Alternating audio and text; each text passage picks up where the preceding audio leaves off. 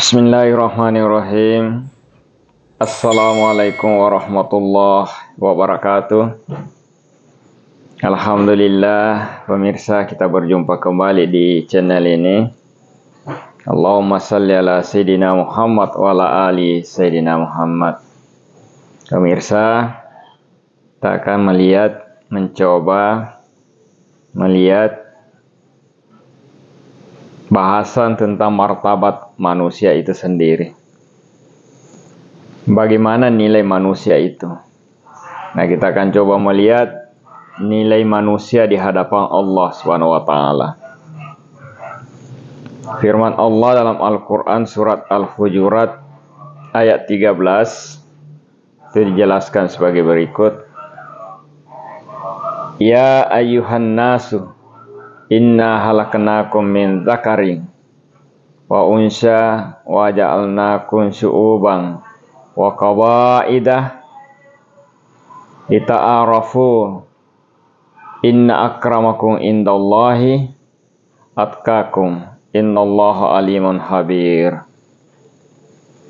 Itu dijelaskan artinya bahwa hai manusia, sesungguhnya kami, kata Allah, kami ciptakan kamu dari seorang laki-laki dan seorang perempuan atau seorang wanita dan menjadikan kamu berbangsa-bangsa dan bersuku-suku dan menjadikan kamu saling kenal mengenal agar kamu saling kenal mengenal.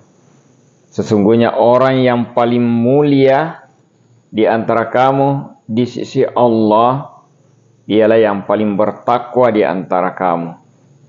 Sungguhnya Allah Maha mengetahui dan Maha mengenal. Jadi Allah Maha mengenal manusia itu. Takwaannya sampai di mana.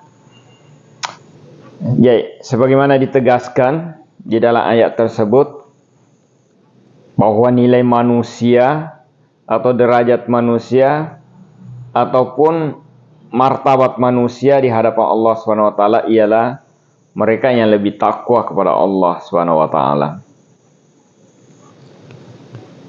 Mereka yang paling takut serta yang paling tunduk patuh pada Allah SWT. Apa itu takwa? Tentu mengikuti segala perintahnya dan menjauhi segala larangannya.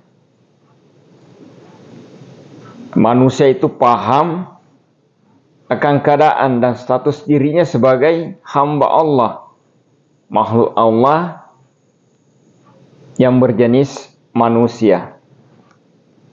Padanya diberi perlengkapan dan peralatan hidup yang paling sempurna dibanding makhluk-makhluk yang lain. Sehingga tentu sepatutnya manusia itu harusnya pandai membedakan dirinya dengan makhluk-makhluk yang lain tersebut. Bukan mengikuti pola hidup makhluk lain seperti binatang, apalagi yang namanya iblis. Dia harus punya karakter sebagai seorang manusia yang punya martabat dan nilai tertinggi di hadapan Allah SWT. Nah, kalau kita melihat beda manusia dengan makhluk lain, kita ambil malaikat. Malaikat oleh Allah, kalau kita melihat perbandingan antara manusia dengan makhluk lainnya, kita ambil contoh malaikat. Malaikat oleh Allah hanya diperlengkapi dengan akal yang sempurna. Sedangkan binatang hanya diperlengkapi dengan nafsu biologis saja. Nah, manusia itu diperlengkapi oleh Allah dengan akal yang sempurna serta diberi nafsu biologis yang cukup. Itulah kesempurnaan manusia dibanding makhluk-makhluk ciptaan Allah yang lain. Ini digambarkan dalam firman Allah dalam Al-Quran surat At-Tin ayat 4. A'udzubillahi minasyaitonirrajim. Bismillahirrahmanirrahim. Laqad khalaqnal insana fi ahsani taqwim. Sungguhnya kami telah menciptakan manusia dalam bentuk rupa yang sebaik-baiknya. Nah, setiap manusia dan siapapun juga yang mengaku dirinya berjenis manusia, dia sempurna, pasti mengakui akan hal itu. Jadi sekiranya tidak salah dan tidak merupakan sesuatu yang berlebih-lebihan kalau mereka yang berada di dalam posisi ingat mau memperingatkan kepada mereka yang lupa atau yang lengah, yang lalai, yang tidak ingat, maka kita saling mengingatkan hal tersebut, bahwa harusnya kita bersyukur kepada Allah SWT telah diperlengkapi sedemikian rupa. Nah, demikian itulah harusnya manusia terhadap sesama manusia. Sebab sesama antara manusia tidaklah sama masa ingat dan tidak ingatnya. Jadi masa ingat dan masa tidak ingatnya itu berbeda tiap manusia. Jadi walaupun tadi diberi kesempurnaan akal dan biologis, tapi di antara sesama manusia itu juga berbeda. Diberi kebebasan lagi untuk berbeda, kemampuan berpikirnya dan lain sebagainya. Nah, di satu saat kelompok manusia itu atau seorang manusia dalam posisi ingat, di saat yang lain itu ada manusia yang berposisi lupa terhadap hal-hal seperti itu. Nah, itulah sebabnya harusnya terjadi saling ingat mengingatkan. Itu perlunya saling kita mengingatkan karena kita sering posisi lupa. Karena memang yang membuat kita lupa karena nafsu. Ada nafsu kesombongan, keangkuhan, dan lain sebagainya. Sehingga ada kalanya kita lupa, hilap. Dan itu kodrat memang diberikan Allah kepada manusia. Itu bagian dari ujian pada kita sebagai manusia. Nah, dengan jalan demikian, manusia secara menyeluruh selalu berada dalam posisi ingat harusnya. Yang paling utama yang harus diingat adalah keberadaan Allah SWT. Bahwa ada Allah yang Maha Pencipta, ada yang Maha Pengasih, yang menciptakan manusia dalam keadaan sempurna ini tadi. Ingat kepada Allah, hakikatnya ingat kepada diri sendiri sebenarnya. Ingat kepada diri, bagaimana kita diciptakan, bagaimana posisi kita. Nah, untuk apa ia hidup, untuk apa dan kemana akan kembali kita kelak. Nah, dengan demikian manusia akan selalu berpikir, merenungkan, dan menganalisis setiap perkara, setiap kejadian, setiap masalah, setiap hal-hal yang terjadi, dan setiap keadaan yang dihadapinya. Kalau kita tidak mengingat-ingat seperti itu, kemungkinan kita akan buntu. Karena ada hal-hal yang memang kadang tidak sampai di akal kita. Ilmu kita kadang-kadang tidak sampai, tidak sanggup, tidak mampu, karena kita tidak mau mengingat Allah SWT. Itu pentingnya. Nah, oleh karena itu ya kita harus saling ingat mengingatkan tadi. Kembali lagi kita harus saling mengingatkan. Dan tentu yang utama selalu berserah diri kepada Allah SWT, agar hal-hal yang kita khawatirkan tadi, lupa, tidak ingat, kekurangan yang lain, itu bisa kita pasrahkan kepada Allah SWT, dan Allah membantu mengingatkan kita. Qul inna salati wa nusuki wa mahyaya wa mamati lillahi rabbil alamin. Sesungguhnya ibadah salatku, hidupku, matiku, seluruh hal-hal yang terjadi pada diri saya adalah semua untuk Allah SWT. Itu janji kita.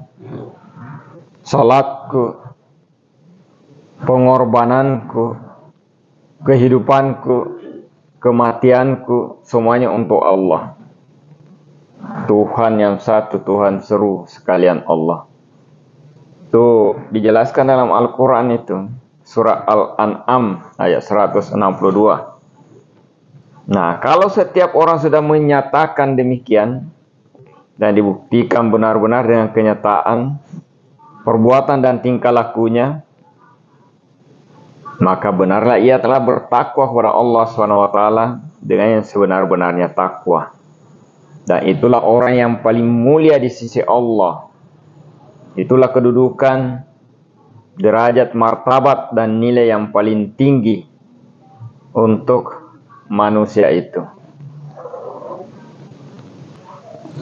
Ya, itulah tadi nilai manusia di hadapan Allah SWT. Yang kedua, lalu bagaimana nilai manusia di hadapan atau di mata orang lain? Orang lain bisa diartikan begini, ialah orang yang selain diri kita sendiri. Ya, orang lain itu bisa istri, bisa anak-anak, masyarakat di sekitar kita, teman-teman kita, dan lain sebagainya. Dia orang lain, bukan diri kita. Nah, nilai atau harga diri seseorang terhadap orang lain itu tergantung kepada penghargaan orang itu terhadap diri kita. Sebesar apa penghargaan orang terhadap diri kita, ya itulah nilai kita terhadap dari orang lain. Orang lain menghargai atau tidak, semuanya tergantung kepada keadaan, harga orang lain atau masyarakat atau siapapun juga. Terlebih dahulu harus dapat membina. Nah, sebelum kita dihargai, ya bagaimana kita dihargai tergantung bagaimana diri kita, tampilan kita, kepribadian kita, akhlak kita, perbuatan kita, attitude kita, pendekatan kita kepada orang lain. Nah, bagaimana supaya kita dihargai bagus, ya harus membina diri sendiri untuk bisa menyesuaikan dengan keadaan orang lain, tidak menyinggung orang lain di dalam segala keadaan, yang bisa menyesuaikan, sepanjang itu bukan hal-hal yang sifatnya dosa atau maksiat mungkin. Jadi pribadi manusia yang baik itu ialah seperti yang dilukiskan dalam sebuah hadis Nabi Sallallahu Alaihi Wasallam dari Muadz radhiyallahu an. Bunyinya begini: Hai Muadz, Nabi bilang, hai Muadz, bertakwalah kepada Allah. Kalau berkata, berbicara, berceritalah yang hak dan benar, atau menyampaikan sesuatu kabar yang disampaikan dengan benar. Kemudian kamu harus teguh memegang janji, tidak pernah mungkir janji, kemudian tidak menggampangkan janji, dan menjaga amanah. Menjaga amanah, jangan mengkhianati amanah yang dari siapapun juga ketika kita sudah berjanji untuk menjaganya. Kemudian menjaga hubungan baik dengan tetangga, masyarakat, dan lingkungan sekitar kita. Mengasihi anak-anak seperti menyantuni dan memberi makan atau pakaian, atau mengusahakan pemeliharaannya dan semacamnya. Berlama lembut dengan tutur kata dan segala ucapan, dan mengucapkan selalu salam kepada sesama orang, terutama pada seorang Islam. Tentu selalu beramal saleh, tidak semata-mata mengharap pemberian orang lain atau tidak mengharap pemberian orang lain sama sekali. Ya. Kemudian berusaha sekuat tenaga untuk memenuhi hajat hidupnya dengan mandiri, tidak meminta-minta, tidak mengemis. Dan yang paling utama juga adalah tetap beriman kepada Allah Subhanahu wa taala, yaitu istiqomah dalam segala keadaan. Dalam keadaan apapun tetap beribadah kepada Allah Subhanahu wa taala. Tidak dibuat-buat atau tidak bermalas-malas untuk beribadah kepada Allah Subhanahu wa taala. Itu hal-hal yang disampaikan Nabi kepada Mu'adz, orang-orang yang dianggap punya nilai di hadapan manusia orang lain, punya karakter dan keimanan yang kukuh untuk mempertahankan karakternya itu dan mempertahankan keimanannya kepada Allah Subhanahu wa taala.